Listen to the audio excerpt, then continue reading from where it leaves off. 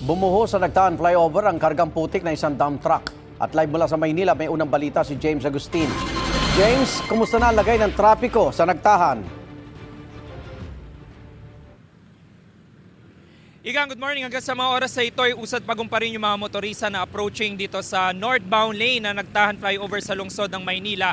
Dahil nga po sarado pa rin po itong bahagi ng flyover. Patuloy pa rin nililinis sa mga otoridad yung mga nagkalat na putik sa kalsada. Alas 3:30 na madaling araw kanina na malaglag ang kargang putik ng isang dump truck. Ayon sa truck driver, hinakot nila ang putik mula sa mga hinuhukay ng mga poste ng Skyway sa area ng Pandakan. Dadalhin daw nila ito sa Obando, Bulacan. Pagdating sa flyover, bigla na lang daw kumalas ang dalawang lock sa likod ng bahagi ng truck. Kalahati sa mga kargang putik ang tumapon sa kalsada. Alas 4:30 ng umaga nang isinara sa daloy ng trapiko ang northbound lane ng flyover. Mano-manong pinapala ang mga putik. Tumulong na rin ang mga tauhan ng DPWH sa paglilinis at ginamitan ito ng payloader. Maaga rin tumukod ang traffic sa northbound lane na ang tail end ay umabot na raw sa Osmeña Highway ayon sa MMDA. Ipit sa traffic ang ilang motorista na malilate na raw sa kanilang pupuntahan.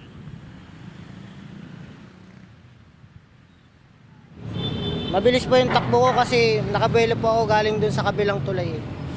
Naramdaman ko po yung pagpatak ng mga putik, doon na po ako banda sa Kaya napansin ko, huminto na ako doon na lalo bumuhos yung karga. Kumalas po yung dalawang lock niya sa gilid eh. Malaki ang bala po eh. Kasi ang ano namin alas 6 po, kailangan na po kami sa sa site eh. Grabe, sobra. Kasi imbes na naghahabol kami ng oras ng mga resibo deliver namin, nauubusan na kaming oras dito pa lang.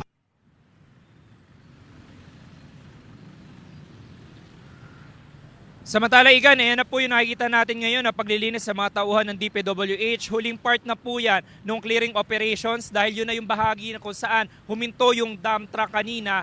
At yun yung mga huling mga putik na natapon mula doon sa truck. At ginagamitan nga po nila yan ng payloader. Matapos naman yung paglilinis na yan ay papasok dito sa flyover yung fire truck na Manila Disaster Risk Reduction and Management Council para bugahan naman po ng tubig. Pero abutin pa po yan ng ilang minuto. No? Magtatatlong oras na sarado itong flyover sa mga motorista. Kaya abiso sa mga kapuso po natin, humanap na muna po sila ng alternatibong ruta dahil nakikita natin na yung mga dumaraan dito sa service road, itong flyover, ay usad pagong talaga ngayong umaga. Yan ang unang balita mula po rito sa lungsod ng Maynila. Ako po si James Agustin para sa GMA Integrated News.